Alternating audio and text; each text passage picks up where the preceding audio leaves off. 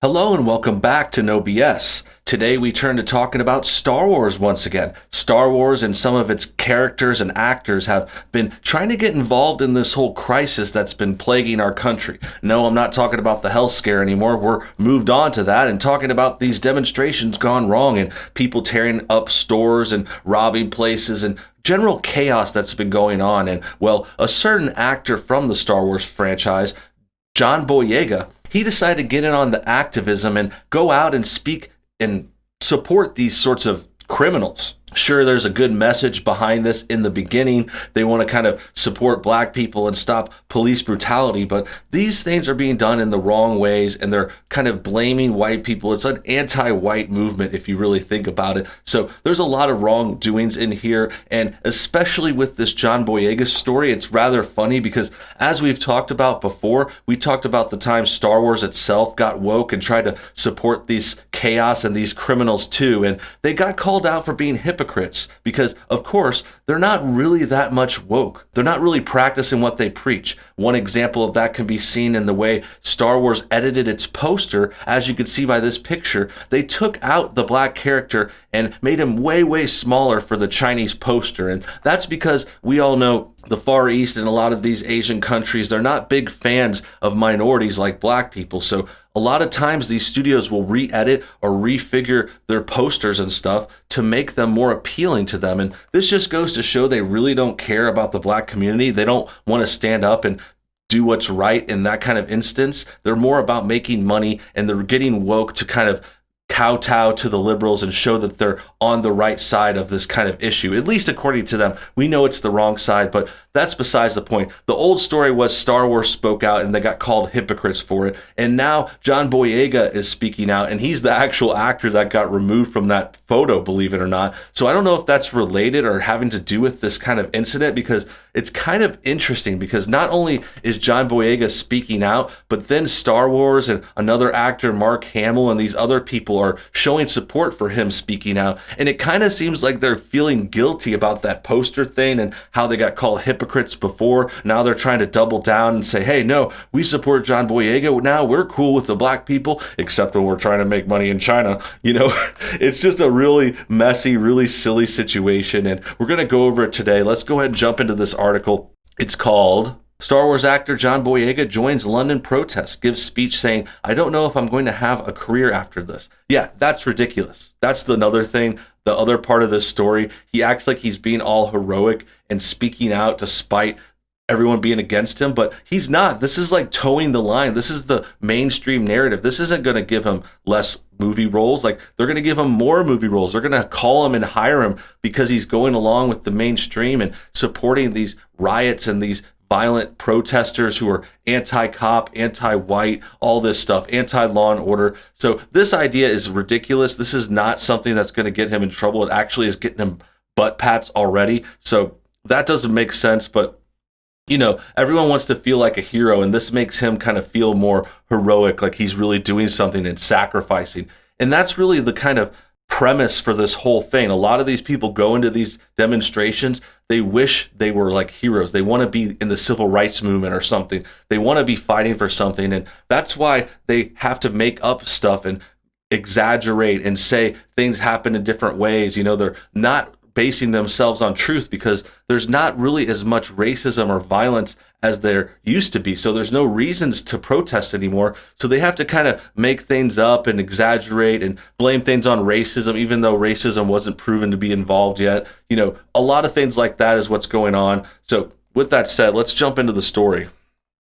Star Wars and Pacific Rim actor John Boyega joined protesters in London's Hyde Park, where he delivered a speech that he believes could threaten his acting career. The speech was captured by Britain's The Evening Star, which you can see below. Boyega begins saying, first of all, I want to thank every single one of you for coming out. This is very important. This is very vital. Black lives have always mattered. We have always been important. We have always meant something, and we have always succeeded regardless. Okay. Nothing really in that speech to disagree with. I mean, you know, it's just a positive kind of lot of, pleasantries there. But yeah, we all agree Black Lives Matter. No one's against black people. We're no one's supporting the bad cops who killed that guy. Like, no one's behind that. He continued, and now is the time. I ain't waiting. I ain't waiting. I've been born in this country. I'm 28 years old, born and raised in London. Every black person understands and realizes the first time you were reminded you were black. You remember every black person in here. Remember when another person reminded them that you were black. Okay, so he's kind of born and raised in London, and this is another issue with this community. Like, they're not really comfortable being the minority. They have issues with being like a minority in a bigger country, a minority in a bigger country with another thing that's a majority. In this case, white people. And I think it also goes to their kind of anti-white sentiments, because they always seem to buddy up with like other brown people. For some reason, blacks and browns will at some point will pretend they're like in the same group, like even though just because they're both minorities or something. But regardless, yes, they're having trouble being the minority, and that's what's resulted in them kind of lashing out and kind of being anti the majority. All right, next, let's go ahead and watch some of that speech and see what he has to say for himself. I want to thank every single one of you for coming out. This is very important. This is very vital. Black lives have always mattered. We have always been important. We have always meant something. We have always succeeded, regardless. And now is the time. I ain't waiting. I ain't waiting. I have been born in this country. I'm 28 years old. So he definitely says those lines more enthusiastically than the way I read them. Well put. You know, he's an actor. This is what he gets paid to do. This is a bit of a performance, like a real life kind of performance. Sounds more interesting and serious with the accent too, like Black Lives Matter. We've always mattered. You know, he sounds real important. No one's disagreed with that. Nothing to disagree with there.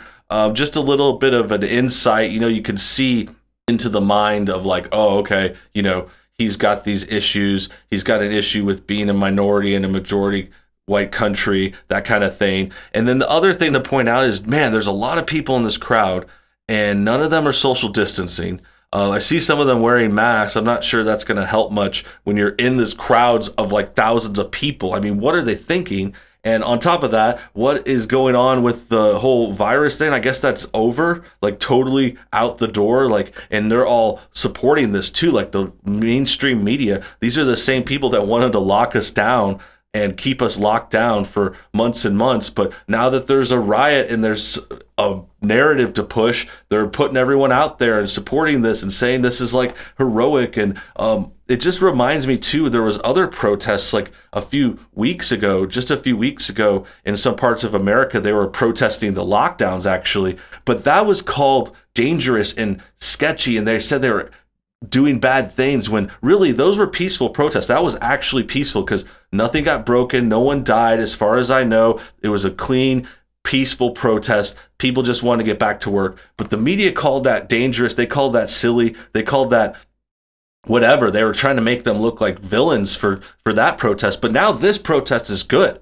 And this protest really has no point. I mean, they're basing it off of a assumed racism in this accidental death that went wrong. It was a bad arrest. Like, no one's defending that. Those guys are arrested and getting justice eventually. So yeah, this is a dumb protest happening for no reason, and they're okay with the anti-social distancing now.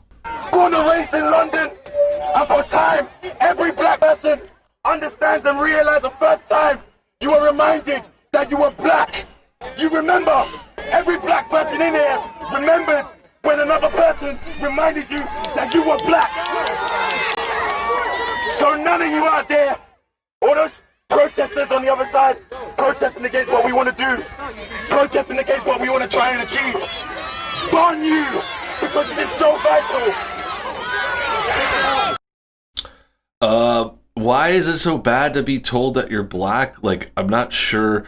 I think there's some kind of like more hidden meaning to it or something. Like, I think he's worried about being called like an other. He's like getting othered. You know, it's just back to the whole thing.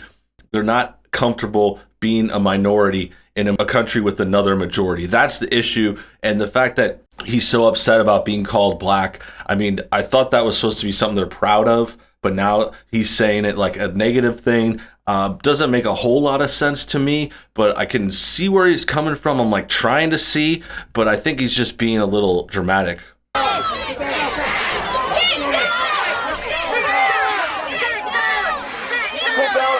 Alright, so you can sit down. If you can sit down. If you can sit down. I need you guys to understand. I need you guys to understand. I need you to understand how painful this is. I need you to understand how painful it is to be reminded every day that your race means nothing. Oh God, dude, he had a lot of range of emotion right there. First he was like crying, and then he was really angry. Like there's a lot going on, and I think it just goes to show the kinds of people and the things that are drawn to this. Like they're not very stable, they're not very well thought out, they're acting on emotion. And I don't know why he thinks like his race doesn't matter, like his race isn't as important. Like I don't know who told him that. I don't know where he's hearing that from. Like I'm not hearing anyone say that about black people. Like I've never heard anyone like try to just straight up bring them down. Like that kind of racism is like so dated. We're talking about like hundreds of years ago. It might have been like that.